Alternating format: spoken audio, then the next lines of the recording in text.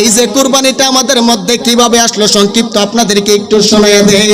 হযরতে ইব্রাহিম খলিলুল্লাহ একটা বিবাহ করলেন যার নাম হলো হযরতে সারা।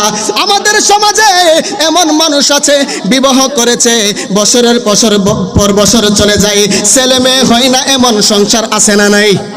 এই জোরে বলেন আছে না নাই? এবার যখন লম্বা চড়া আলোচনা বাবাজিরা, গলার মধ্যে যখন ছুরি চালাই দিব বাবাও রাজি সন্তানও রাজি। যদি ওই দিন